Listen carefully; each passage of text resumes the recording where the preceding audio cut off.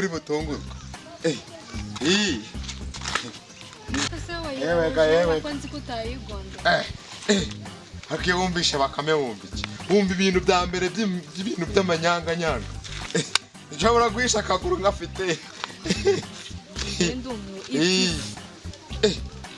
kose utambeshye ubundi ubusimberewe haba haje utuntu twa maze ugiye no kunshyira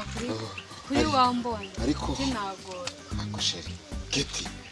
hakuzi ko numva ugenda uhinga maze hagize umuntu mbona amagaranye urabona ibishati ibi na papa ni ati oya yabaye mama igikobwa ariko ya basi imodoka ari niyawe none ninde wayizanye se ubona ivumbi uribona erega ngewe narakubwiye ngo ntacyo nazagukorera niko wayikuyese kandera oya reka nkubwire nubwo ngukunda ko rero mbwa ya mbere tuzanye muri Kigali ni simbwa ngaho